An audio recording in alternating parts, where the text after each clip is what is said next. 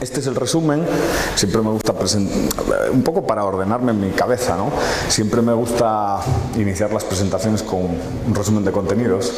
Y el resumen de contenidos, pues lo tienen frente a ustedes, ¿no? En primer lugar, una definición de qué se puede entender por democracia. Ya verán que yo ahí soy muy generalista y quizás eso sea problemático.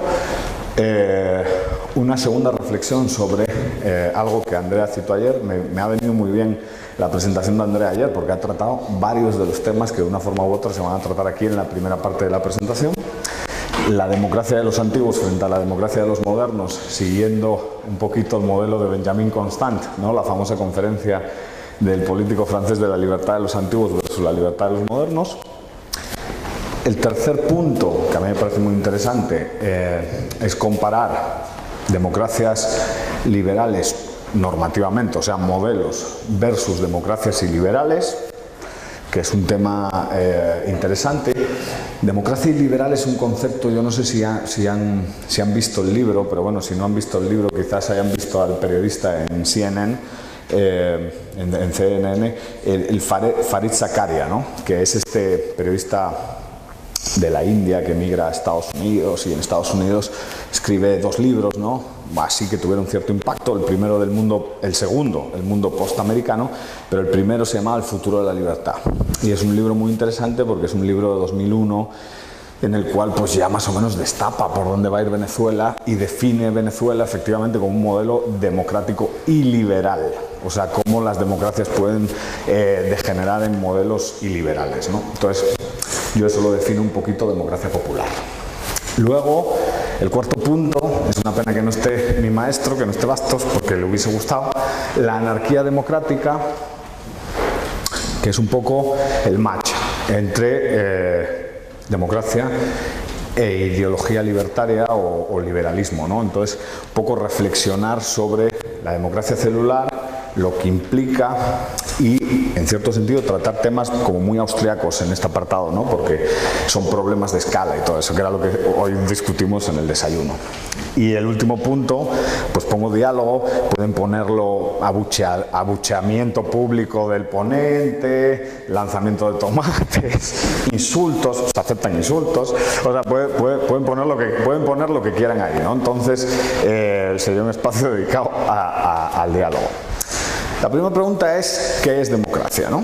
¿Qué es democracia? Eso es la primera reacción típica, ¿no? ¿Qué es democracia? Pues, puta, no me viene a la cabeza nada.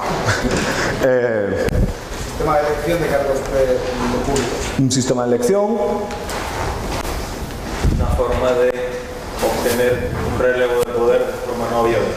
Una forma muy austriaca esa definición, o sea, hasta cierto punto de forma pacífica, generar relevos en los centros de toma de decisiones, de tema de poder, muy misiano. Que el poder reside en el pueblo, o la soberanía. Ahí es donde hay que empezar. Los amocheos son de comer. En cierto sentido, sí hay un tema de soberanía popular que hay que tratar y en cierto sentido, aunque el debate acerca de la soberanía popular, que es un debate del 18 y del 19, es un debate muy interesante, yo creo que en ese debate de la soberanía popular es donde se origina la confusión, ¿no? O sea, yo soy muy crítico de Jeremy Bentham, por ejemplo, que es uno de los utilitaristas que concilia liberalismo y democracia, ¿no? Entonces ese es uno de los puntos problemáticos. ¿Más ideas? Una forma de legitimar el poder ejecutivo, sí. Entonces, en ese sentido, yo suelo tener estos tres puntos y Giovanni Sartori, que ya lo cité en la conferencia pasada y que lo he citado ahora, y que mucha gente... Giovanni Sartori tiene algo bueno, ¿eh? Pablo Iglesias ha dicho que es un fascista. Si te cataloga de fascista Pablo Iglesias, eres buena persona. Entonces obviamente, Pablo Iglesias ha dicho en repetidas ocasiones que una de las vacas sagradas de la ciencia política del siglo XX, don Giovanni Sartori, es un fascista. Entonces, eso es bueno. Giovanni Sartori dice que los conceptos tan genéricos, así tipo democracia, a lo mejor son más útiles a la hora de estudiar fenómenos políticos si los tratamos de una manera generalista. O sea, si concretizamos demasiado, quizás generamos confusión, ¿no? Y generamos, pues a lo mejor no aumentamos el conocimiento, ¿no? Hay un artículo bastante famoso de la década de los 70 que se llama De formación de conceptos en ciencias sociales, es un artículo muy bonito, y en ese artículo, bueno, reflexiona más o menos sobre eso, ¿no? Estas son tres características. La primera, muy misiana, relevos en el poder de forma pacífica. La siguiente, elecciones libres. Aquí podríamos hablar del derecho de sufragio, ¿no? ¿Cuántos derechos de sufragio hay? ¿Quién es politólogo? Dos. ¿Qué dos? Activo y pasivo. Pasivo, al final, el derecho a ser votado. Activo, el derecho a votar, ¿no? Y los tipos de mayoría. Mayoría simple, que todos la conocen. La mayoría simple, si lo recuerdan, se ve muy bien, ¿no? Es el sistema electoral británico, ¿no? Si uno tiene las elecciones británicas en mente, el sistema electoral británico divide y organiza el territorio electoral del país en distritos uninominales. ¿Qué son distritos uninominales? Son distritos completamente distintos a los que utilizamos nosotros. Nuestros distritos electorales son plurinominales con lista cerrada de partido, ¿verdad? Los distritos ingleses son uninominales, pero el partido monopoliza la provisión de candidatos. O sea, una persona sin partido, sin organización registrada no puede. No está completamente liberalizada la competición, diríamos, ¿no? Pero solo sale un candidato por distrito. ¿Y cómo sale ese candidato? Por mayoría simple. Hay gente que critica ese modelo, ¿no? O sea, hay gente que dice, ¿un tipo con el 35% representa al distrito? ¿Es eso legítimo o no? Entonces se suele ir, en algunos países, en el Reino Unido les importa un pito y les gusta ese sistema, o sea, por mayoría simple hay un representante, pero se suele ir a un modelo de mayoría absoluta sin salir a lo mejor del uninominalismo. Otro ejemplo, nuestros vecinos franceses. La Asamblea Nacional Francesa es un sistema uninominal, los franceses dividen su Asamblea Nacional en distritos uninominales. Solo sale un candidato, pero a dos vueltas.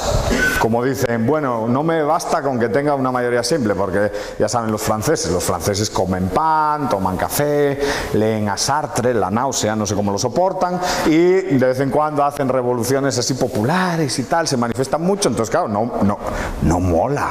La mayoría simple no mola, no es democrática, hay que meterle un toque de mayoría absoluta. Segunda vuelta, a los 15 días. ¿Quién va a segunda vuelta? Los dos principales. Obviamente uno tiene mayoría absoluta. Se acabó el debate, ¿no? Luego, mayorías cualificadas, que son reformas, y por último, la unanimidad. Todo va en función, esto se relaciona mucho con Buchanan, ¿no? y hasta cierto punto con el public choice. Podemos adoptar distintas formas de jugar con la mayoría en función de los arreglos institucionales que deseemos, ¿no? Por ejemplo, el derecho de propiedad, pues a lo mejor violentarlo implica una acción unánime, ¿no? Y nadie quiere violentar su propia propiedad, o sea que a lo mejor no se puede violentar el derecho de propiedad. Pero para decidir el color de las farolas, o bueno, a lo mejor hay gente que le importa el color de las farolas, pero para decidir el color de las farolas u otras cosas de menor importancia, pues ahí entramos a lo mejor a mecanismos más suaves, ¿no? Más de mayoría simple o más de mayoría absoluta, ¿no? Eso, grosso modo, son la concepción de la democracia. Ahora, hay varios modelos de democracia. Y aquí entramos en la segunda parte de la presentación después de esta definición un poquito macro, ¿no? La democracia de los antiguos y la democracia de los modernos, yo creo que no es un tema baladí. Generalmente todo el mundo habla de democracia fusionando antigua y moderna sin distinguirla con claridad, ¿no? Y bueno, en cierto sentido es natural, ¿no? Hablamos de democracia, le intentamos buscar una base histórica y decimos, joder, si los griegos, esos tíos con toga, medio que andaban en sandalias, ya votaban y tal, eso tal. Pero claro, no se conoce bien cuál era el modelo griego, y el modelo griego, bueno, acabó en un desastre brutal, ¿no? Y quizás citando aquí a otro, ¿no? A otro italiano, estoy europeo del sur. quizá citando a Gianfranco Pasquino dice, el fracaso de la democracia griega fue de tal magnitud que el concepto de democracia tuvo un significado peyorativo hasta el siglo XVIII. sea, el fracaso de la democracia clásica fue de tal magnitud que el concepto estaba asociado a desorden, a anarquía, a caos, a todo lo malo hasta el siglo XVIII. O sea que, bueno, algún problema tenía, ¿no? La democracia antigua tenía lo que se llamaba un sistema de doble sorteo. Eran sistemas de doble sorteo, eran sorteos, lo cual no tiene nada de malo, ¿no? Se sorteaban los puestos públicos. Hombre, había problemas, ¿no? De filosofía hay alguno, ¿no? Por ahí. Y el concepto de parresía, ¿no? ¿Qué es la parresía? Los filósofos. Ahora no os escaqueéis. ¿Qué es la parresía? Mierda, me han preguntado. O sea, ¿cómo me escaqueo? Yo entiendo la parresía generalmente se suele asociar a la libertad de expresión en el mundo clásico, ¿no? A la libertad que tenía un ciudadano para expresarse. Yo no la concibo, y esto es una potencial línea de debate, como libertad de expresión. Yo la concibo como una obligación. La parresía era una obligación de decir la verdad, era parte del manual de ciudadano virtuoso, ¿no? Entonces, generaba muchos problemas. Generaba muchos problemas, porque a lo mejor yo no quería participar, ¿no? Eso podría ser, ¿no? Pero bueno, este era el modelo. Está muy lejos y no se ve, pero bueno, esta es la reforma de Clístenes, que más o menos identifica las características de la democracia clásica, ¿no? Del modelo idealizado que tenemos de democracia griega. Había una asamblea popular compuesta por ciudadanos. Eso conformaba el demos, y de ahí, por mecanismos directos, de democracia directa, o sea, de obligatoria participación por parte de lo que se consideraban ciudadanos, emanaban todo tipo de cargos. Cargos de naturaleza ejecutiva y legislativa, cargos de naturaleza judicial y cargos de naturaleza militar, ¿no? Era una democracia directa asamblearia.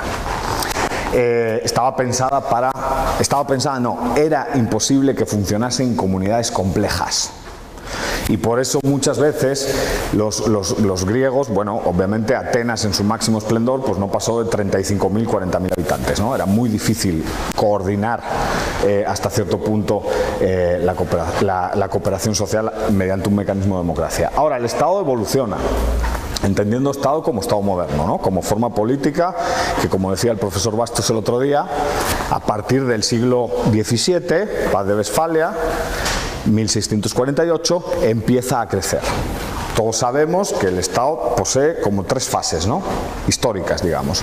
La primera fase es la fase absolutista. ¿El Estado qué es? Un patrimonio al servicio del monarca. El Estado es una entidad privada.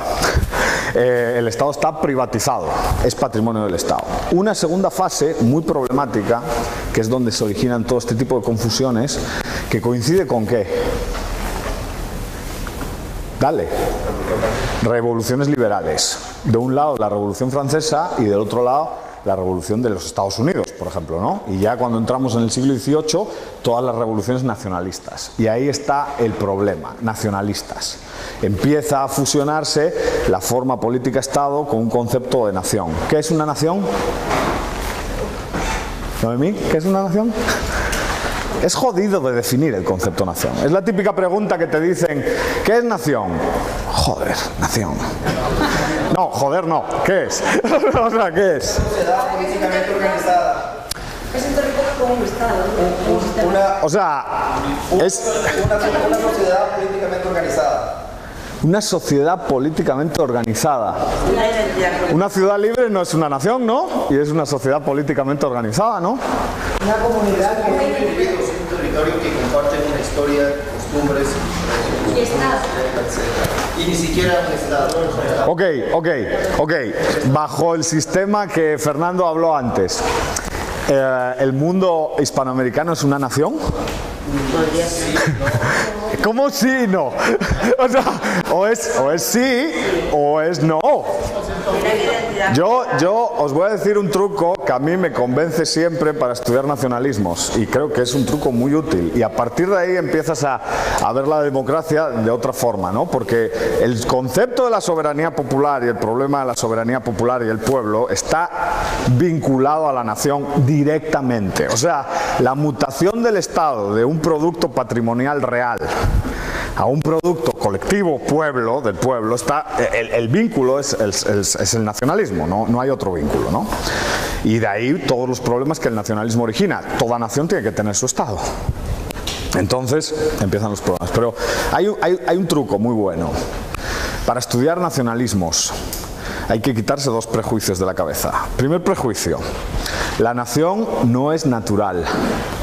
¿Qué significa eso? La nación es artificial. La nación la construyen determinadas élites que nos cuentan un cuento y nos lo creemos. Y dos, el nacionalismo no es el movimiento que expresa los valores de la nación. El nacionalismo es la ideología política que crea los valores de esa nación y los vende en el mercado. Y eso es un problema que como españoles tenemos, ¿no? Hay varios discursos nacionalistas en competición creados por distintas élites. Y la ciudadanía se cree unos o se cree otros. Y a partir de ahí empiezan los berenjenales, ¿no? Que en primer lugar son histórico-culturales, que en segundo lugar son políticos y que en algunos casos, desgraciados, en tercer lugar son violentos. Ese es el problema.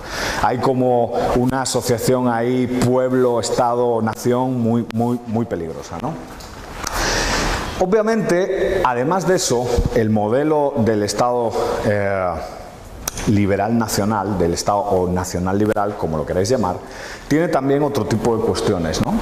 Que es una concepción de la organización del poder distinto. Otra pregunta. ¿Qué es el republicanismo? Y no la república, porque generalmente aquí todo el mundo dice, ¿qué es república? Y todo el mundo se queda como diciendo, puchis. Bueno, puchis, los chapines entienden puchis. Puchis, todo lo que no es monarquía. Y yo siempre la siguiente pregunta que hago es, hombre, ¿no? ¿Puede haber monarquías republicanas? Sí, ¿no? Entonces, ¿qué es republicanismo? Lorena.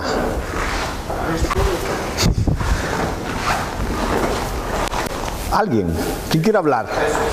¿Cómo? Pesos y contrapesos. ¿Pero qué es como fenómeno el republicanismo? ¿Qué es el típico cuento? Bueno, no es un cuento, es una cosa muy seria. Aquí he cometido un error. Cuando alguien estudia la historia de Estados Unidos, ¿no? De los Founding Fathers, ¿no? El típico ejemplo de quiero construir una república, aunque ustedes no sé si la van a saber conservar. O sea, que es como ese mito que ahí nacionalismo otra vez, ¿no? La gente lo lee en el colegio y dice, Dios, qué gringo soy, viva Estados Unidos. Pues ese punto. ¿Qué es el republicanismo? Es una corriente filosófica también, ¿no? En cierto sentido, que a día de hoy está más o menos encabezada por este amigo de Zapatero. Es increíble, ¿no? Es un peligro, ya si es amigo de Zapatero es un peligro. Pero está encabezado por Philip Pettit, este filósofo de la Universidad de Princeton, que tiene un libro que se llama Republicanismo, y que bueno, hay muchos más autores. Hay otro libro muy interesante de un autor que se llama Quentin Skinner, uno de los biógrafos de Maquiavelo, otro republicano, que se llama Liberty Before Liberalism. Es un buen libro si quieren leerlo, ¿no? Pero el republicanismo es la libertad antes del liberalismo. Es la libertad antes del liberalismo. El republicanismo tiene tres ideas centrales y una la ha dicho nuestro querido colega mexicano, nuestro cuate de Chilango. División de poderes, definitivamente. La otra... Descentralización. ¿Cómo? Descentralización. En parte, pero yo creo que eso viene después. La otra, imperio de la ley. La típica, ¿no? A los de abogados, ¿no? Gobierno de la ley y no de las personas. Y en tercero, medio problemático, activismo cívico. Los ciudadanos tienen que participar. El liberalismo va a decir, tiene que ser potencialmente activo. Si mi estructura de derechos no está en riesgo y prefiero quedarme en mi casa viendo ESPN y comiendo pizza, cosa que me gusta hacer los domingos si se nota, pues no pasa nada, no voto. Ahora, cuando mi estructura de derechos está en riesgo, yo tengo que competir, proponiendo activamente y hasta cierto punto jugando con mi sufragio pasivo y activo. O sea, a lo mejor proponiéndome como candidato. Ya veis que Fernando está intentando que Juan Ramón sea candidato, entonces está haciendo lobby para que Juan Ramón entre en la lucha política. Queremos que Juan Ramón adquiera su sufragio pasivo, el derecho a ser votado. A lo mejor es necesario en una situación grave, ¿no? Y hay gente que dice, sobre todo en algunos países latinoamericanos, dice o participamos o nos comen. Pero en otros países el participar no implica que te coman. A lo mejor en Holanda, que la estructura de derechos fundamentales no está tan en riesgo, o en Suiza, pero los suizos sí participan, no sería un buen ejemplo, el hecho de no participar no implica tantos riesgos, ¿no? Hay un establishment, una élite que frena ahí las amenazas, ¿no? Pero bueno, ahí empieza la democracia moderna. Es como una especie de valores liberales, valores republicanos y el mecanismo de elección. Y aquí está el señor Jeremy Bentham, que es uno de los papás del juego, ¿no? Es un juego complicado el de la democracia, porque es un juego que ha contribuido a que el Estado se legitime y se fortalezca, y eso es un problema. Y a lo mejor, queriendo fortalecer nuestras libertades, las hemos limitado. Ese es el punto de la democracia, ¿no? Y ese quizás es la crítica que definitivamente hay que hacer. Una idea central en la democracia moderna, en la democracia de los modernos y no de los antiguos, es esta. Es indirecta, no es directa. Hay representantes. Esos representantes, se supone, los elegimos nosotros. Se supone, porque en el caso nuestro no los elegimos. Se supone, es un arreglo institucional. Nuestra democracia, tengo miedo de la cámara. No puedo ser natural. Nuestra democracia es una caca. ¿Por qué es una gran caca? Porque nosotros no votamos a nuestros representantes. La teoría de partidos políticos, una teoría hasta cierto punto ideada en el siglo XIX y en el siglo XX, y que hasta cierto punto destrozó, como bien citó el profesor, el elitismo clásico, Gaetano Mosca y sobre todo Robert Michels, la ley de hierro de la oligarquía. Los partidos son oligarquías que filtran la información, que no dejan que la información fluya correctamente. Y si yo preguntase aquí a todos ustedes quién es su representante en el Congreso, ninguno de ustedes me lo sabría decir. Ninguno. O sea, el 100% de los que están aquí no conocen a su representante. Si no conozco a mi representante, ¿cómo coño lo voy a controlar? ¿No? Es muy simple. En una lista plurinominal y cerrada, yo voto pensando en un partido, no en una persona. Primer problema. ¿Dónde está la responsabilidad? Como en el anuncio de Bayer. ¿Dónde está tu dolor de cabeza? Uy, se ha ido. O sea, ¿dónde está la responsabilidad? Uy, no sé, ¿dónde está? En el PSOE. ¿Qué es el PSOE? Nadie lo sabe. En el PP. ¿Qué es el PP? Nadie lo sabe.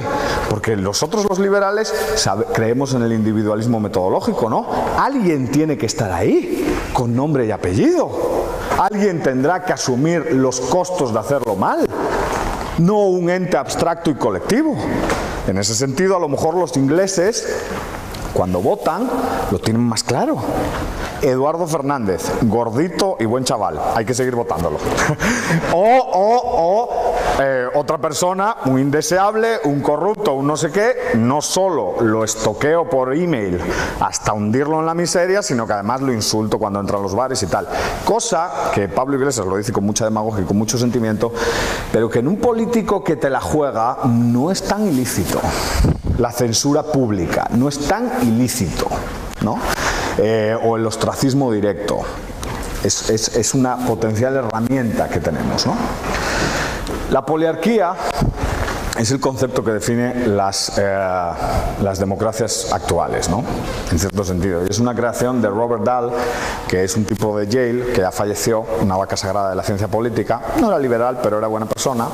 El doctor Krauss el otro día me dijo que lo conoció. O sea, es una cosa, Robert Dahl, ¿verdad, Doc? Entonces, una cosa así, bueno, muy interesante y tal. La poliarquía se basa en distintas cuestiones, pero una cuestión de la definición de liberal democrática es el individuo. El individuo es esencial, no el pueblo. El pueblo no existe. Existen individuos.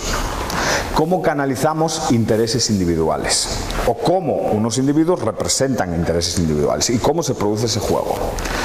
Y aquí entramos con un tema muy interesante para los austriacos, que son las escalas. Claro, si el Estado es grande y el centro de toma de decisiones queda muy lejos, la democracia no tiene sentido. Hay problemas de información gravísimos. Es imposible evaluar desde abajo y es imposible calcular desde arriba. Todo está mal. Es normal que funcione desastrosamente. Pero a lo mejor si pensamos en pequeño, y va a haber una diapositiva, y hay una frase muy bonita del anarcocapitalismo que se llama "Small is beautiful and efficient". Si pensamos en pequeñito, a lo mejor no es tanta estupidez eso de representar intereses individuales de manera democrática. Y a lo mejor si pensamos en pequeñito, la manera de entrar en un sitio que me gusta y de salir de un sitio que no me gusta no es tan difícil. Comunidades chiquitas. Y ahí es donde entra el tema de la democracia celular. La democracia celular es un concepto de Fred Folbery. Yo les aconsejo la lectura del artículo, ¿no? Pero bueno, está referenciado en la presentación, o sea que no hay problema. Y las presentaciones se dan, ¿no? También se pueden dar, entonces no hay problema. Tipos de sistemas democráticos. Sistemas democráticos, ¿qué tipos hay? Sistemas presidencialistas, ¿no? Todo el mundo los conoce, ¿no? Sistemas presidencialistas. Te lo digo yo, créeme. Hay sistemas presidencialistas, hay sistemas parlamentarios y hay sistemas semipresidencialistas. Dentro de los sistemas parlamentarios hay monarquías parlamentarias, la nuestra, y repúblicas parlamentarias. Alemania, por ejemplo, es una república parlamentaria, ¿no? El punto aquí sería ver qué tienen de distinto una de otra y cómo funcionan. Son los temas de investigación que más me apasionan a mí, ¿no? Cómo se produce la rotación de élites en cada uno de los sistemas. Básicamente lo que la disciplina denomina política comparada. Es obvio que estas funcionan muy mal. La única que funciona bien es Estados Unidos, pero las demás, pachi pachi. Es obvio que estas funcionan bastante bien. O sea que eso de los reyes, como las monarquías parlamentarias, eso de los reyes, alguien decía, los reyes ni en los cuentos. Pues no, pues a mí me gustan los reyes, me ha influido bastos ahí, los buenos reyes así, con copa y con puros y con tal, me gustan.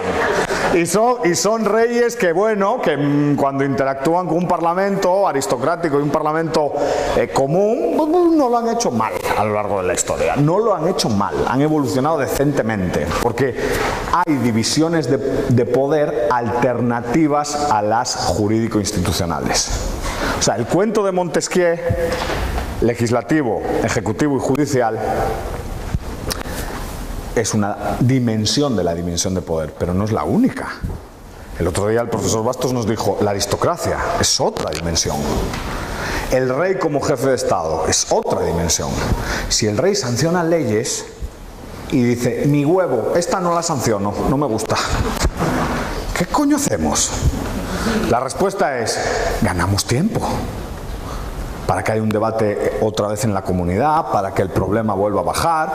Eso es el papel de la Cámara de los Lores, ¿no? Era, ahora la han democratizado. Pero esa era la Cámara de los Lores. La Cámara de los Lores tenía lo que se denomina veto suspensivo. ¿Qué es el veto suspensivo? ¿Qué estás amenazando? Para. A medios de comunicación. Oye, ¿han visto esto? No, os la querían clavar. ¿Volvemos a leer esto? Sí, bueno, ¿y damos para adelante o damos para atrás? Todas tienen un problema. Son grandes todas. Al fin y al cabo, todas están lejos de la ciudadanía. Porque el problema es el Estado-nación. Y el problema es que los estados suelen ser muy grandes. Y suele haber mucha distancia entre el punto de toma de decisiones y la ciudadanía. Típico problema de public choice, ¿no? Los principales, lo hablaba María Blanco, no controlan a sus agentes. Y cuando los principales no controlan a sus agentes, los agentes van por libre, ¿no? Y si vamos mezclando lo que ha dicho María Blanco, el problema agente principal, y vamos tomando a Anthony Downs, que es otro autor que les recomiendo si les gusta la ciencia política, sí, pues si son economistas y les gusta más inversiones y tal, es lógico, esto dirán, esto es una mierdecilla que no lleva a ningún lado, pero si tienen un mínimo interés, Anthony Downs tiene un artículo muy bueno que es una interpretación económica de la democracia, y claro, es un poco la diapositiva de la anterior presentación, ¿no?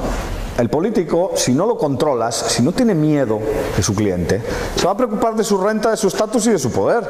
Es normal. Es normal. Si no tiene miedo de ti, se va a preocupar de lo suyo, como haríamos todos. Como haríamos todos. Además, hay democracias directas y representativas. Es un berenjenal esto de la democracia directa y la democracia representativa. Yo no tengo una opinión formada al respecto. Estoy pensando, es que te digo, estoy pensando que la democracia directa la utilizan los totalitarismos. Ejemplo, Chávez. Chávez ha usado el referéndum un montón de veces, ¿no? Sí o no, pero también la utiliza Suiza, con alguna consecuencia problemática, ¿eh? No sé si hay musulmanes en la sala, pero el derecho de propiedad yo creo es sagrado. Y los suizos llevaron a referencia si sobre propiedades legítimas los musulmanes pueden construir mezquitas o no. Y salió no. Entonces, tiene una cara oscura también. ¿Funciona el 90% de las veces? O mejor dicho, ¿les funciona el 90% de las veces? Sí. Pero a veces nos la pueden clavar. Ese es el punto. Por eso lo de la unanimidad no es broma. Es muy importante el tema de depende qué estemos votando, qué regla de elección tomemos. ¿Quiénes son estos dos? Bueno, aparte de ser unas personas pues un poco hechas mierda, sí, ¿no? Están un poco demacrados, pero ¿quiénes son? Rousseau y John Locke. Yo creo que aquí está un poco el origen genérico de la concepción. He puesto a Jeremy Bentham porque eso es lo que dice todo el mundo. Pero yo sí creo que hay democracias a los John Locke, liberaldemócratas, en las cuales el pilar sobre el cual se construye todo el argumento es el individuo. Y en Rousseau, el pilar sobre el cual se construye todo el argumento es un sujeto colectivo llamado pueblo. Las consecuencias de construir sobre un pilar y sobre otro son obvias. Todos creemos, bueno, yo creo que todos los que estamos aquí sabemos que no es lo mismo el Reino Unido u Holanda que Venezuela. No son lo mismo. ¿No? Las dos son democracias, pero no son lo mismo. No son iguales. No son iguales en libertades y derechos civiles, no son iguales en renta, no son iguales en proyección individual, no son iguales en respeto a la propiedad privada, no son iguales. Suiza podríamos meter ahí, ¿no? No son iguales. A lo mejor el péndulo va de un lado a otro, ¿no? Y a lo mejor nuestro concepto de democracia es confuso porque no tenemos claro el pilar sobre el cual se construye uno u otro, ¿no? Y los venezolanos, Chávez habla de democracia como expresión del pueblo y Pablo Iglesias habla de democracia como expresión del pueblo. Y la pregunta es, ¿existe el pueblo? No. Pero a lo mejor si tenemos claro que los que sí existen somos individuos de carne y hueso, que si nos pegan lloramos, que si nos maltratan tenemos miedo a futuro, que hasta cierto punto si tal nos queremos y cooperamos, o sea, si lo que tenemos claro como referente y como pilar es el individuo, podemos generar un discurso democrático muy potente y muy de lucha contra el otro, muy de lucha contra Rousseau, que por cierto es el origen de todos los males y era gigoló de profesión. No sé si, bueno, creo que José Ignacio, tú que eres un ávido lector, el libro de Paul Johnson, Intelectuales, es fantástico en ese sentido y definitivamente Madame de Varens le pagó la carrera y le pagó todo y Rousseau pagaba en especia. Fue vagabundo también, tuvo una vida, se entiende el resentimiento de Rousseau. Rousseau es el veneno. Rousseau dice, voluntad general, inalienable, infalible, absoluta. Ahí está el veneno. Toda la separación de poderes y todo al carajo con todo. Inalienable, infalible y absoluta. Ahí está el veneno. Esa es la tiranía de la mayoría. Es Rousseau el veneno. John Locke dice, ojo, hay límites, ¿eh? ¿Qué límites? Yo, la propiedad sobre mi propio cuerpo, primer límite.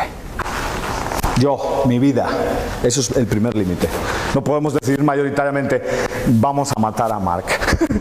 Podemos decidirlo, pero Mark diría, cabrones, tal, no sé qué. O sea, claro, ese es el punto. Esas implicaciones son importantes. Hay que tener claro sobre qué pilar se construye la argumentación.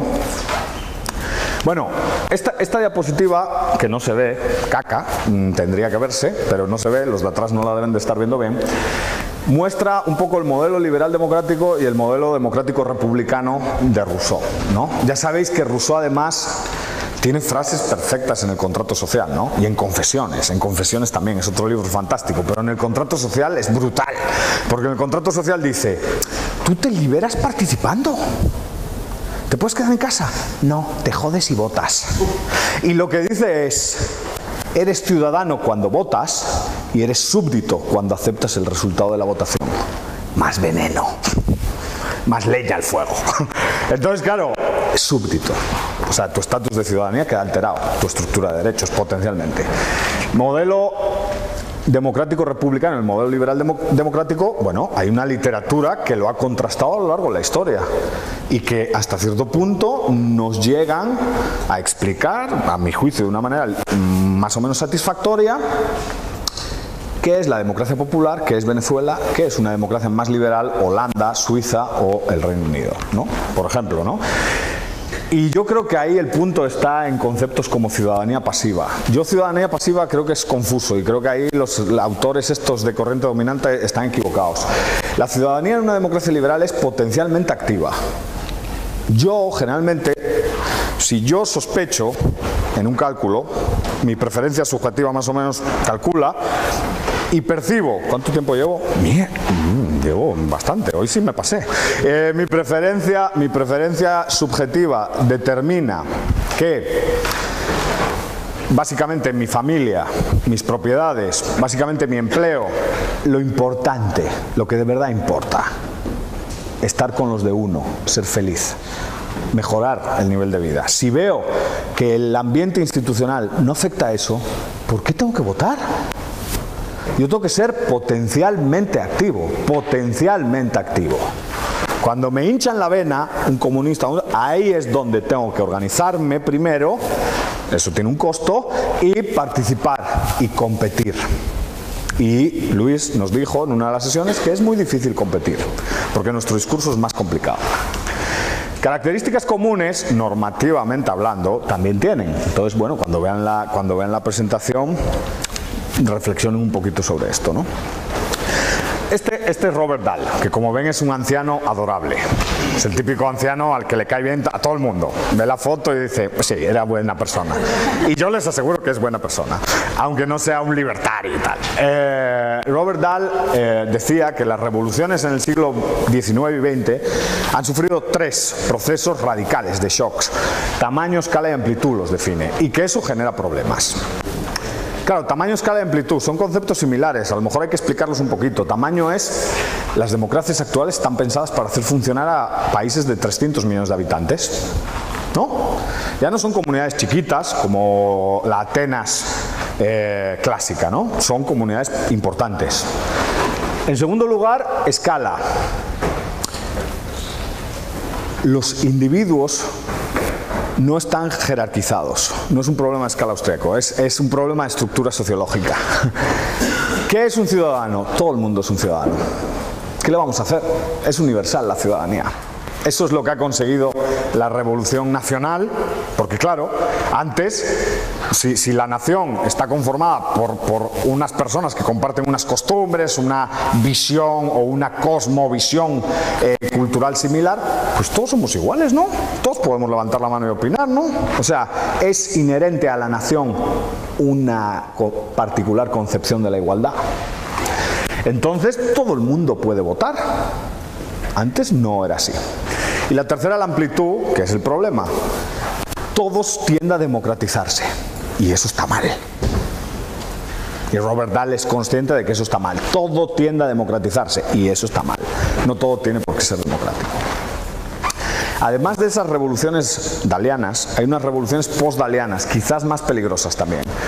Profesionalización de los políticos, que es un debate que podría ser muy interesante aquí. Acaba de salir un libro en España que se llama El oficio del político, una cosa. Y la ciudadanía de las organizaciones, que es un problema para mí colectivista, grupos de presión. Otro análisis public choice, ¿no? Lo típico de los sindicatos. Yo represento a los trabajadores. Bueno, tú te representas a ti, a tu familia, a mí no me representas. Yo soy trabajador. O yo represento a los fontaneros. Relájate, yo tengo mi negocio de fontanero, estoy encantado. No me tienes que representar, y menos sin mi consentimiento. La ciudadanía de las organizaciones ha desubicado nuestra concepción de la democracia, porque la ciudadanía de las organizaciones contribuye a desorientar el pilar. Contribuye definitivamente a desorientar el pilar. ¿Cuál es el pilar? No se sabe. Y el punto en esa ciudadanía de las organizaciones, y aquí tenemos culpa un poquito todos, porque el concepto de sociedad civil es una cabronada, el concepto de sociedad civil es una cabronada porque, claro, ¿qué es la sociedad civil? Todo lo que no es Estado. Bueno, ¿y eso qué es? Bueno, a saber. Los republicanos tienen su explicación. En teoría tiene que ser voluntario, independiente financieramente del Estado, tiene que proponer un modelo de participación política. Bueno, la literatura se ha inventado una serie de nociones, ¿va? Pero es un problema. Eso poco a poco ha alejado a la ciudadanía de los centros de toma de decisiones. Las 3 revoluciones anteriores y estas 2 revoluciones dalianas nos han desubicado como individuos dentro del sistema. Y han provocado algo que yo creo que Milton Friedman, ya se lo dije en la anterior presentación, ha definido muy bien. La democracia es una minoría organizada parasitando a una mayoría desorganizada. Y esa mayoría desorganizada no tiene control sobre su agente. Esa mayoría organizada sobre la cual se construye todo el sistema, esos individuos, no tienen control sobre sus agentes. Y entonces la democracia se convierte en una basura, además de basura en cuanto a eficacia en las políticas públicas. Bueno, eficiencia en el Estado no existe, pero en cuanto a eficacia en políticas públicas, una basura y una amenaza a nuestra libertad. Porque independientemente de si el Estado es eficaz para lograr el resultado de una política pública o no, que eso es un debate, el problema son las dimensiones mías de libertad. El ejemplo cliché de la educación. ¿Qué pasa? ¿Que yo no puedo educar a mi hijo en casa? ¿Qué pasa? ¿Que tengo que pasar por tu puñetero embudo obligatoriamente y porque sí? ¿Pero dónde están mis derechos? ¿Dónde está mi libertad de asociación, de movimiento, de conciencia, de tal? ¿Dónde está? Quizás eso es porque el monstruo va creciendo por sí mismo, por sí solo. ¿Cómo controlarlo? ¿Hay alternativas a eso? Sí hay. Una alternativa es la monarquía absoluta, ¿no? Que hay, mi maestro es la que él recomienda. Una monarquía absoluta y tal. Y funciona, ¿eh? Y funciona. Liechtenstein es más o menos una monarquía absoluta y a ellos les funciona. Yo no sé si aquí funcionaría tanto a día de hoy. Ya hablando de un problema de viabilidad, ¿no? Yo no sé si funcionaría tanto. El vocablo absoluto genera miedo incluso entre los propios liberales, ¿no? Y potencialmente no te asegura, aunque Hoppe dice que sí por el argumento de la preferencia temporal, no te asegura que ad futurum vaya a haber libertad. Yo siempre digo, Hoppe escribe el libro, ¿no? El de Democracy, The God That Failed, ¿no? Que es monarquía, democracia y orden natural. Ese. Escribe ese libro y, bueno, dice, claro, es que eso, baja preferencia temporal de los monarcas y tal. Y hoy en el desayuno discutíamos, efectivamente me corrigió muy acertadamente nuestro estimado colega y me dijo, no es evidencia empírica, es historia, ¿no? Es historia. ¿Cómo era la frase de Mises concretamente? Creo que la historia no es una evidencia empírica. Exacto, no es una evidencia empírica y tampoco antecedentes históricos. Pero no confirman ni refutan nada. Exacto. Entonces esos antecedentes históricos no confirman ni refutan nada, ni mucho menos te ayudan a predecir a futuro. Pero ojo, también enseñan. Y yo no veo que Luis XVI, con su Estado privatizado, fuese un tipo super cool. Luis XVI, con su Estado privatizado, era un cabrón. Así de simple. Felipe II, con su Estado privatizado, era también un cabrón. ¿Y cuántas bancarrotas declaró? ¿2 o 3? 2. Y los del modelo oriental no se quedaban cortos. Los chinos y toda esta gente tampoco se quedaban cortos cuando privatizaban sus estaditos. Entonces, es un problema. ¿Yo cómo lo pienso eso? Yo creo que el discurso, hay que ser muy crítico con el modelo democrático actual, hay que ser muy crítico con el modelo democrático actual, pero yo creo que se puede construir una alternativa desde la vía democrática también.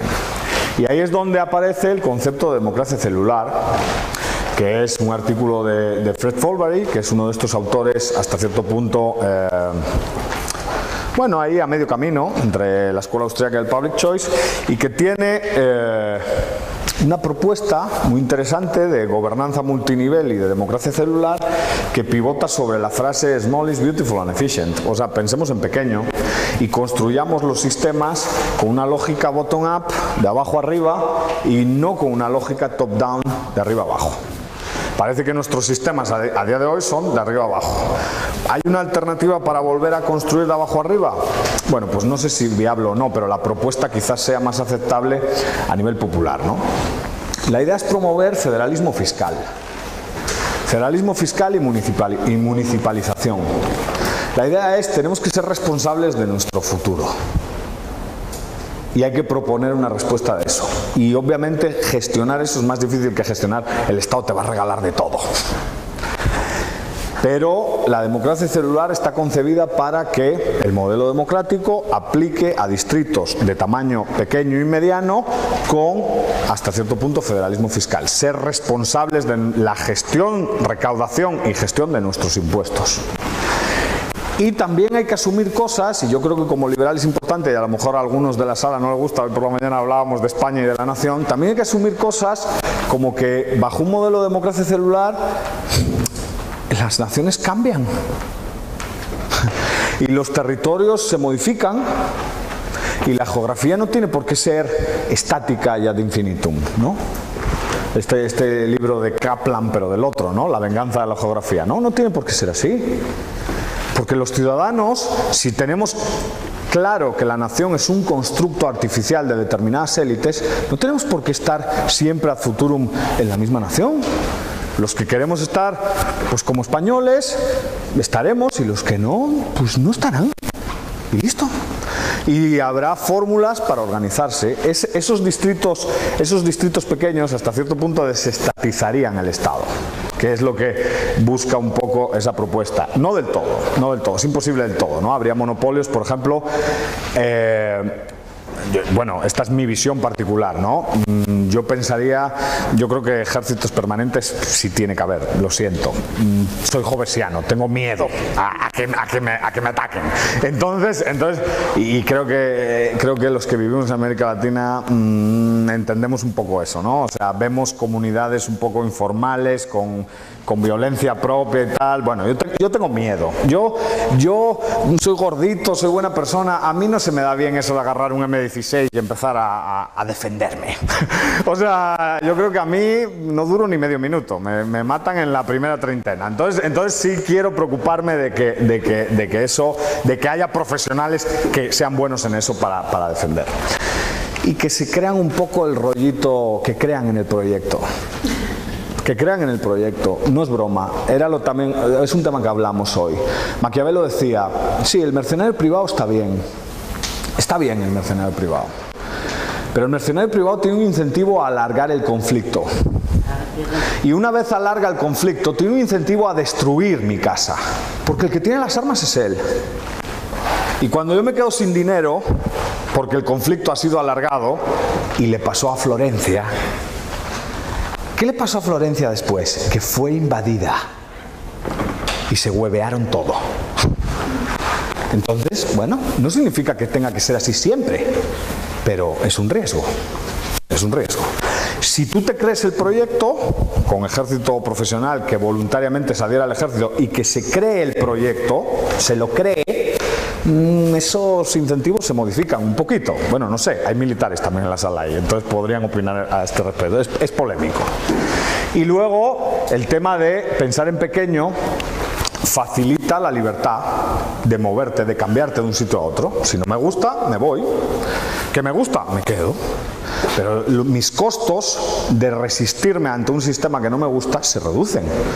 La democracia celular basada sobre un federalismo fiscal serio haría que hubiese más dinamismo y más oferta en cuanto a la forma política. Habría municipios terriblemente comunistoides y socialistas y habría municipios terriblemente libertarios, y a ver a quién le va mejor. Y a lo mejor progresivamente municipios muy libertarios serían atractivos y otro tipo de distritos dirían, oye, podemos unirnos a vosotros, crear una liga, formar una dinámica así común y tal, y dedicar, por ejemplo, el 10% de nuestra recaudación a la seguridad y tal. Bueno, quizás sí, y más o menos vas tejiendo una especie de panal no voluntario, no estrictamente voluntario, porque ab initio tendrías una nacionalidad, un origen, pero potencialmente voluntario, ¿no? O sea, podrías ser potencialmente activo y moverte de un sitio a otro. Obviamente hay zonas, y aquí Agustín también sabe mucho de ciudades libres y todo esto le gusta mucho, hay distintas fórmulas políticas. Siempre reinventando un concepto de democracia en el cual el ciudadano tenga derecho a opinar y a participar para resolver de manera pacífica la transición en el poder y algunas políticas públicas comunes, ¿no? Levantar la mano y opinar. Con esto, hasta cierto punto, nuestra estructura de derechos, hoy sí me pasé, nuestra estructura de derechos estaría mejor y nuestra libertad más asegurada. Y muchas gracias, como siempre. ¿Preguntas?